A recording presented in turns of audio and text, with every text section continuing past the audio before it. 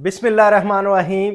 मैं हूं मोहम्मद आसिफ चौधरी और आज एक बहुत ही इम्पोर्टेंट टॉपिक है जो कि legal framework of section 236 K and 236 C income tax ordinance 2001 का है।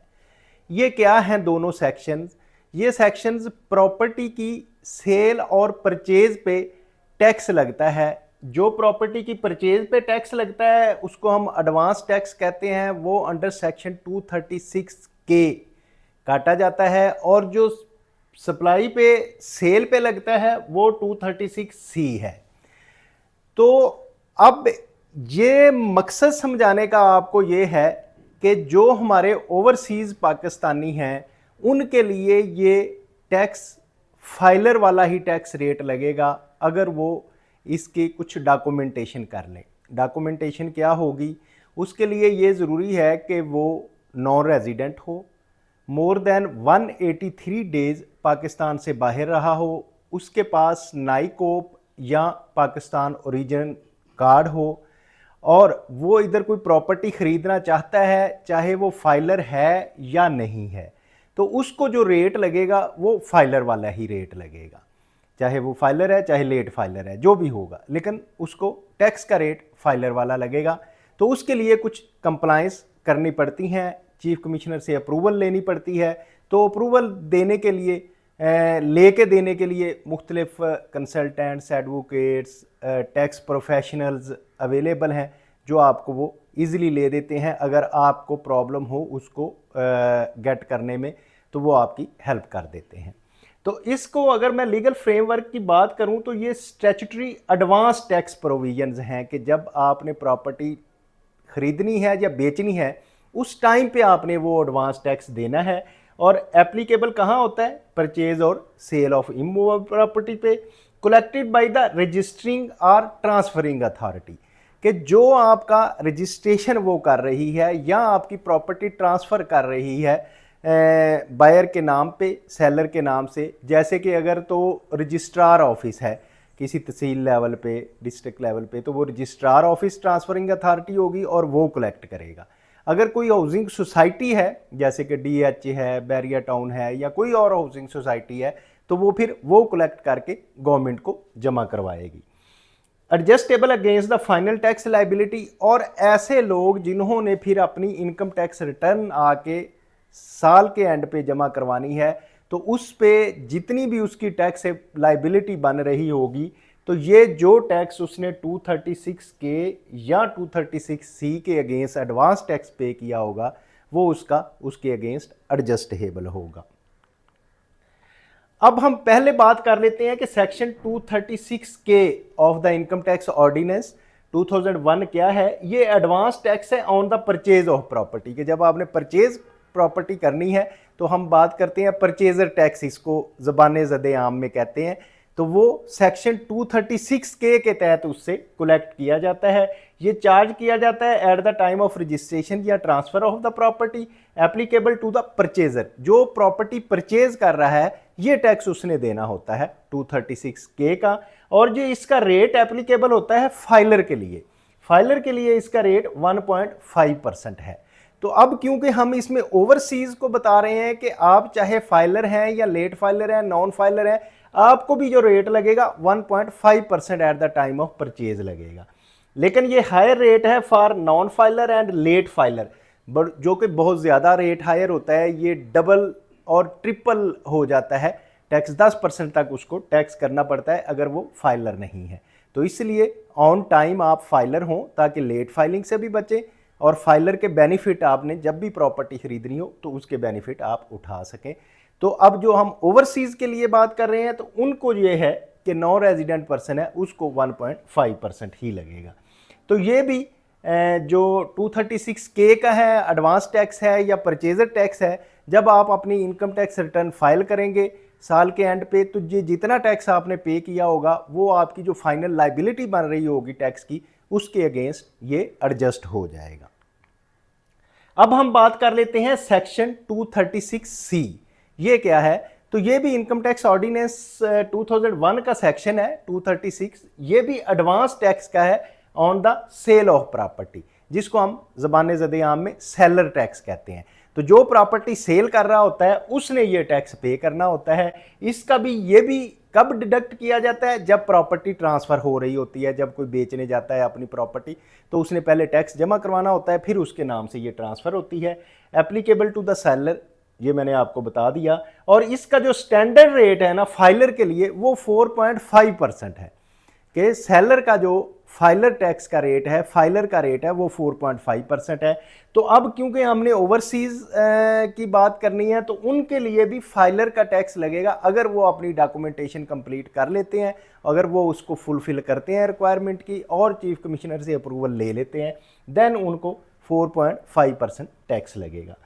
अब जो हायर रेट है for non filer and late filer, जैसे कि मैंने आपको बताया है कि जैसे परचेज़र के केस में कोई अगर रिटर्न फाइल नहीं करता, वो सिरे से नॉन फाइलर है, तो उसको 10% से भी ऊपर टैक्स पड़ता है। और अगर कोई ड्यू डेट के बाद फ़ौरन करके मैं हो जाऊंगा फाइलर, तो अब वो कंसेप्ट ख़त्म हो गया है। अब वो आता है लेट कैटेगरी में, लेट फाइलर की। तो लेट फाइलर भी जो है वो 5% है, डबल से ज़्यादा है। तो इस तरह से आपको उसका टैक्स जो है ज़्यादा पड़ जाता है जब बंदा फाइलर नहीं होता। तो ये भी एडजस्टेबल है अगेंस्ट फाइनल टैक्स लाइबिलिटी, के जब आप अपनी रिटर्न फाइल करेंगे साल के एंड में तो उसके अगेंस्ट आप इसको एडजस्ट कर सकते हैं। अब बात आती है why this matter for overseas Pakistani, के ओवरसीज़ पाकिस्तानी के लिए ये क्यों मैटर करता है। जैसे कि मैंने आपको बताया कि property purchase and sale in Pakistan वो कर रहा है, एक बात ये है। फिर advance tax deduction under the income tax ordinance law, तो उससे भी कटना है। लेकिन अब क्योंकि वो ओवरसीज़ है, वो इधर था ही नहीं, उसने अपनी रिटर्न फाइल ही नहीं की, या अब करेगा तो लेट फाइल करेगा, तो वो उसको तो हायर टैक्स रेट पड़ रहा है। तो इससे हमारा डिस्करेज होगा इन्वेस्टर बाहर से आके प्रॉपर्टी खरीदने के लिए। तो ये बेसिकली एक इनकरेजमेंट है हमारे ओवरसीज़ पाकिस्तानियों के लिए, और उनको फेवर है कि आप चाहे आएँ, जब मर्जी आएँ, आप फाइलर हों या ना हों, लेकिन आप प्रॉपर्टी परचेज़ करें। बस ये प्रूफ आपने देना है कि आप ओवरसीज़ पाकिस्तानी हैं, जिसके लिए नाइकोप और पाकिस्तान ओरिजिन कार्ड देना होता है, और अपने पासपोर्ट से प्रूफ करना होता है कि ये मोर देन 183 डेज़ पाकिस्तान से बाहर रहा है। Need for the proper approval and compliance for the standard rate, मैंने जैसे कि कहा आपको, even the non filer and late filer चाहे है, लेकिन उसको स्टैंडर्ड रेट ही लगेगा।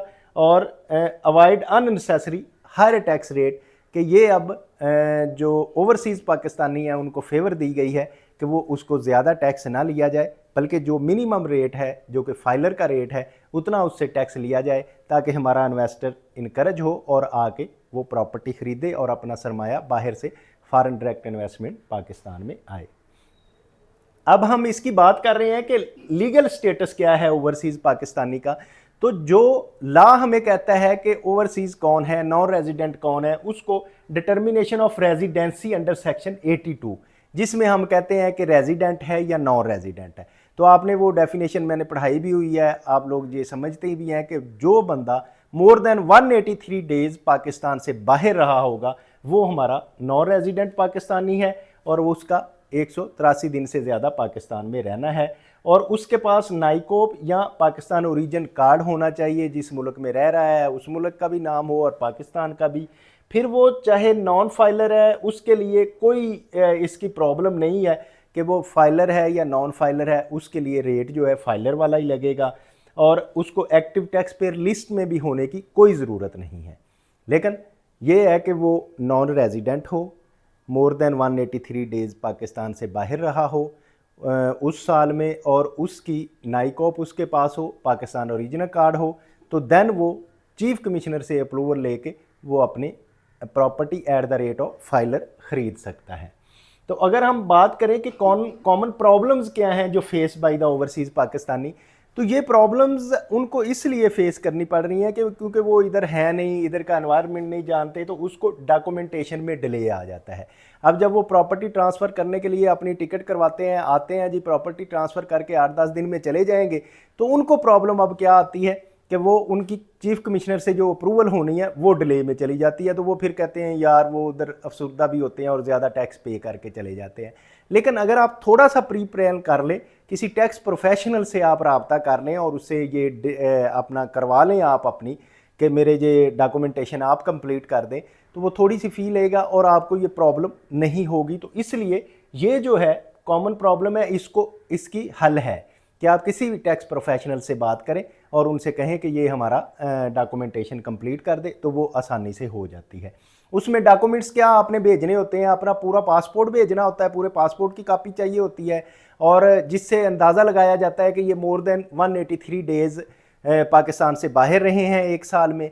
और उसके अलावा आपने अपना CNIC भेजना है, और जहां आपने ट्रांसफ़र करवा रहे हैं जो प्रॉपर्टी, उसकी डॉक्यूमेंटेशन भेजनी है ताकि उससे अंदाज़ा लगा सके कि FBR का उधर रेट कौन सा है और DC रेट कौन सा है। अब ये देखना होता है इसमें, अगर लॉ ये कहता है कि DC रेट ज़्यादा है तो उस पर टैक्स लगेगा, FBR का रेट ज़्यादा है तो उस पर टैक्स लगेगा, तो ये मैच करने के लिए उस जगह का DC रेट और FBR का रेट चाहिए होता है। जो भी हायर होगा उस पर टैक्स लगेगा। और फिर इनकरेक्ट फाइलर स्टेटस, ज़ाहिर है बाहर है तो वो अपनी रिटर्न फाइल नहीं कर सका, वो नॉन फाइलर है, एक्टिव टैक्स पेयर लिस्ट पे नहीं है, तो उसको ये प्रॉब्लम आ जाती है, तो वो भी हल हो सकती है अगर वो अपना कर दे। तो हायर टैक्स से एक डिडक्शन होती है जब वो आता है और ये काम नहीं कर सकता, तो फिर उसको ज़ाहिर है टैक्स ज़्यादा देना पड़ता है। FBR पोर्टल कम्प्लिकेशंस जो हैं कि वो उधर बैठ के, अगर तो वो ऐसा सिंपल सिस्टम हो कि बस उधर बैठ के अपना अप्लाई करे और इधर से फ़ौरन उसका निकल जाए, तो वो उसको उधर बैठे बैठे भी मिल सकता है, लेकिन ऐसा मोस्टली होता नहीं है। पोर्टल्स में प्रॉब्लम्स आती हैं, FBR के कम्प्लिकेशंस जो हैं वो उसको समझ नहीं आती, तो वो अपना कर नहीं पा रहा। तो इसलिए मैं मशवरा दे रहा हूँ टैक्स प्रोफेशनल से रब्ता कर लें। लेक ऑफ लोकल रिप्रेजेंटेशन, कि जैसे कि उनकी लोकल रिप्रेजेंटेशन नहीं है, कोई बंदा इधर था नहीं या आप खुद भी इधर थे नहीं कि ये सारा प्रोसेस करवा लेते, तो वो उसका हल यही है कि आप टैक्स प्रोफेशनल से रब्ता करें और टैक्स प्रोफेशनल्स आपके ये सारे काम आसानी से करवा के आपको दे देगा। तो ये जो एक स्लाइड है कॉमन प्रॉब्लम्स जो आपने फेस करनी है, तो ये आपकी निकल जाएंगी और आपको प्रॉब्लम कोई नहीं आएगी। अब एडजस्टमेंट एंड रिफंड मैकेनिज्म क्या होता है? ऐसा है कि कोई बंदा रिटायर्ड हो गया, अब उसकी जो इनकम है वो एग्जैम्प्ट इनकम है, या ऐसा बंदा जो ओवरसीज़ पाकिस्तानी है उसकी लोकल इनकम ही नहीं है, तो हमने बार बार जो ये बात की कि आप अपनी फाइनल टैक्स लाइबिलिटी के अगेंस्ट इसको एडजस्ट कर सकते हैं। भाई जब मेरी फाइनल टैक्स लाइबिलिटी बननी ही नहीं है तो फिर मैं उसको किसके अगेंस्ट एडजस्ट करूं?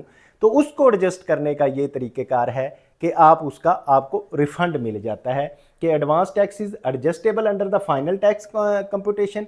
लेकिन अगर आपकी फाइनल टैक्स बन ही नहीं रहा तो filing of the income tax return क्योंकि मैंडेटरी होती है, जब आपने रिफंड लेना है तो आपने पहले तो रिटर्न फाइल करें, देन आप रिफंड क्लेम करें अंडर सेक्शन 170।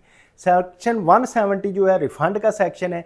अगर आपकी फाइनल टैक्स लायबिलिटी में वो एडजस्ट नहीं हो रहा या कि पार्शल एडजस्ट हो रहा है, तो बाकी आपने जो एडजस्टमेंट करनी है, एडजस्टमेंट नहीं हो रही, तो बाकी आप रिफंड ले सकते हैं जो कि सेक्शन 170 के तहत आपको मिलेगा।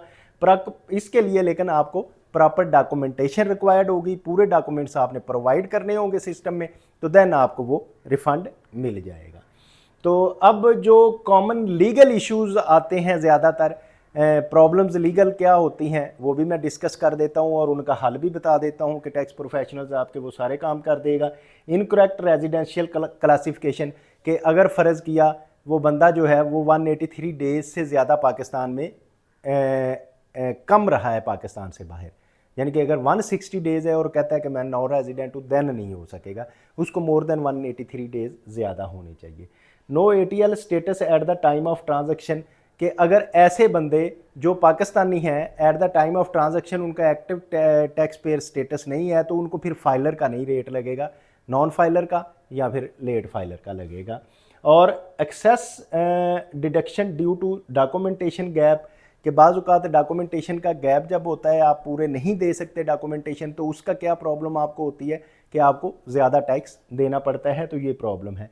Delay compliance with the FBR procedures, जैसे कि हमने बात की कि चीफ कमिश्नर से क्योंकि अप्रूवल लेनी पड़ती है, तो वो अप्रूवल उसको ऑन टाइम मिलती नहीं है। बहुत दफ़ा देखा गया कि ओवरसीज़ जो है उसने अपने टिकट करवाया और उसने आके ट्रांसफ़र करवाना था लेकिन अप्रूवल नहीं हुई, तो अब वो सोच रहा है जहाँ तो उसको एक्सटेंड करवा रहा है, अगर एक्सटेंड नहीं हो रही तो उसके उधर कुछ पहले ही शेड्यूल तय हैं, तो फिर वो ज़्यादा टैक्स भरते हैं और ट्रांसफ़र करवाते हैं। तो इसलिए पहले ही टैक्स प्रोफेशनल से रब्ता करें ताकि आपका काम जो है आसानी से हो जाए और आपको ये लीगल प्रॉब्लम्स ना हो।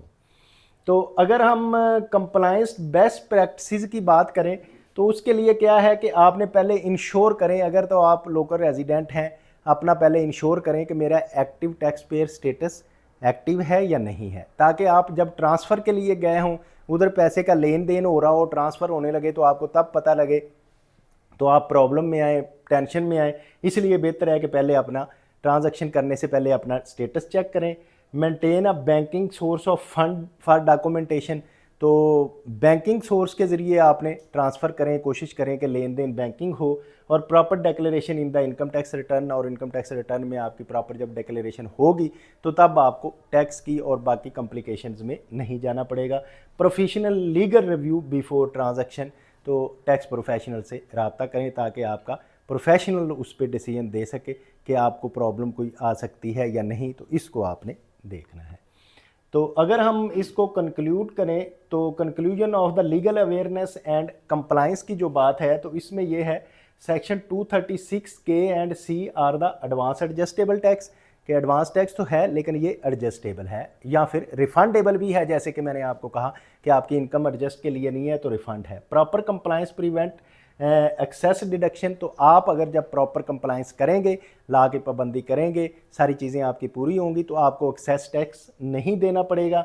Overseas tax payer must ensure legal positioning to avail the benefit, तो उनको अगर आप बीइंग ओवरसीज, जिसको हमने कहा कि आपको भी ये बेनिफिट है, तो अगर आप अपना बेनिफिट लेना चाह रहे हैं तो आप अपनी ये लीगल पोजीशनिंग इंश्योर करें कि आप मोर देन 183 डेज़ मुल्क से बाहर रहे, आपके पास पीओएस या नाइकॉप है, आप जो हैं वो कमिश्नर से अप्रूवल लेने का टाइम आपके पास है, तो देन जो है कि आपको टैक्स ज़्यादा नहीं पड़ेगा। Knowledge based approach ensure the protection of the rights, कि जब आपको नॉलेज होता है तो फिर आप जो हैं अपने राइट्स के लिए प्रोटेक्ट कर सकते हैं। लेकिन अगर आपको नॉलेज नहीं होगा तो ज़ाहिर है आप अपना राइट को प्रोटेक्ट नहीं कर सकेंगे, आपको टैक्स ज़्यादा देना पड़ेगा और उसका प्रॉब्लम ये होगा कि आपका एक्सपेंसेस ज़्यादा होंगे।